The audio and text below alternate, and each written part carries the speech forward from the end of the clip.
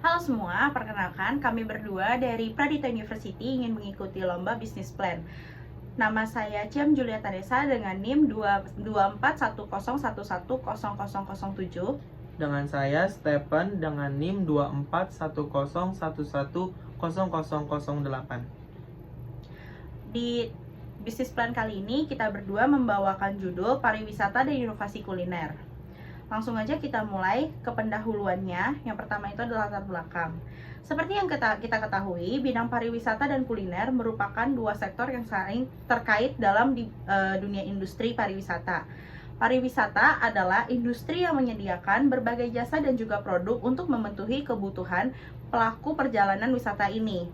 Ini juga mencangkup penginapan, perjalanan wisata, pengembangan destinasi wisata, serta fasilitas rekreasi dan atraksi wisata. Sementara itu, kuliner terdiri dari sektor food service dan food retail. Kuliner food service menekankan pada pengalaman dan layanan yang diberikan kepada pelanggan di tempat-tempat makanan dengan produk yang siap disajikan dan langsung dikonsumsi. Sedangkan kuliner food retail fokusnya pada penyebaran produk makanan yang tahan lama dan dapat disampaikan dalam jangka waktu yang sangat panjang atau tertentu dengan jangkauan distribusi yang luas juga. Jadi bisa diimport ke negara-negara luar atau kota-kota yang jangkauannya itu lumayan jauh. Dalam kompetisi ini, peserta dapat berasal dari tahapan sekolah maupun universitas dan harus memiliki rencana atau usaha kuliner atau inovasi-inovasi lainnya yang sudah berjalan setidaknya 3 bulan atau lebih. Oke, langsung masuk ke implementasi. Yang pertama, penyediaan infrastruktur untuk memperkuat sektor pariwisata. Perlu diketahui, pada investasi dalam infrastruktur ini yang mendukung pariwisata seperti pengembangan jalan, transportasi umum, dan juga fasilitas akomodasi. Hal ini yang akan meningkatkan aksesibilitas dan kenyamanan bagi wisatawan yang berkunjung. Untuk kedua, yaitu peningkatan kualitas layanan. Pelaku industri pariwisata perlu meningkatkan kualitas layanan mereka, baik dalam pelayanan maupun pengembangan karyawan. Dalam hal ini yang sangat penting untuk memberikan pengalaman yang memuaskan bagi para wisatawan atau pengunjung. Yang ketiga, yaitu promosi wisata lokal. Penting untuk mempromosikan destinasi wisata lokal secara aktif, baik melalui pemasaran online, media sosial, maupun partisipasi dalam pemeran wisata. Menggunakan strategi promosi yang kreatif dan efektif juga akan sangat meningkatkan daya tarik destinasi wisata lokal tersebut. Dan yang terakhir, yaitu kolaborasi dengan pihak terkait. Kerjasama antara pelaku industri pariwisata, pemerintah daerah, dan juga pihak terkait lainnya sangatlah penting. Yang kita ketahui, kolaborasi ini dapat mencakup pengembangan paket wisata dan kompresif, pengaturan harga yang adil, dan penyediaan informasi yang akurat pada wisatawan.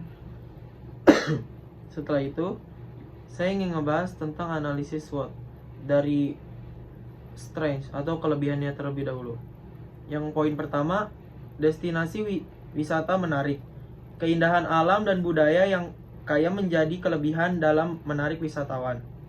Yang kedua, kreativitas kuliner seperti makanan-makanan yang ada di destinasi tersebut.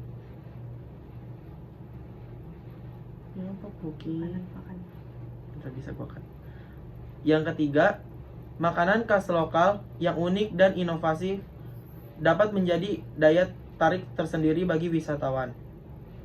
Yang keempat, potensi pasar yang besar. Permintaan akan pariwisata dan kuliner terus meningkat, terutama dengan meningkatnya minat wisatawan dalam mencari pengalaman lokal yang autentik. Setelah itu, saya akan ngebahas weakness atau kekurangannya. Yang pertama, infrastruktur yang terbatas. Keterbatasan infrastruktur seperti jalan yang rusak atau transportasi umum yang kurang efisien dapat menjadi kendala bagi wisatawan. Yang ketiga, kualitas layanan yang inkonsisten.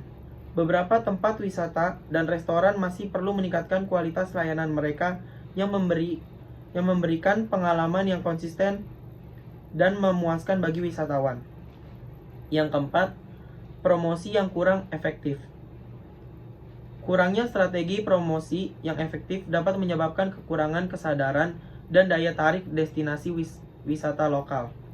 Selanjutnya, peluang atau opportunities. Poin pertama, peningkatan aksesibilitas. Jadi pengembangan infrastruktur yang lebih baik dan konektivitas yang meningkat akan membuka peluang baru dalam menarik lebih banyak wisatawan. Poin kedua, inovasi kuliner. Terus mengembangkan inovasi dalam kreasi kuliner lokal dapat meningkatkan daya tarik destinasi wisata dan menarik minat wisatawan. Dan poin keempat, ekspansi pasar. Dengan mempromosikan destinasi wisata lokal ke pasar internasional, dapat diperluas peluang bisnis dan peningkatan kunjungan wisatawan. Setelah itu, yang keempat, ancaman atau threats. Poin pertamanya, persaingan yang ketat. Persaingan yang kuat dengan destinasi wisata lain dan bisnis kuliner dapat menjadi ancaman bagi kesuksesan industri pariwisata dan kuliner lokal. Poin kedua, krisis keamanan dan bencana alam. Krisis keamanan atau bencana alam dapat berdampak negatif pada industri pariwisata dan kuliner. Setelah itu, perubahan kebijakan pemerintah. Perubahan kebijakan pemerintah terkait perjalanan dan kebijakan perdagangan dapat mempengaruhi bisnis pariwisata dan kuliner. Oke, jadi sekian presentasi kami dari kuliner dan pariwisata dari tema yang kita angkat. Kami mohon maaf apabila ada kesalahan kata. Akhir kata kami ucapkan terima kasih. Sampai jumpa kembali.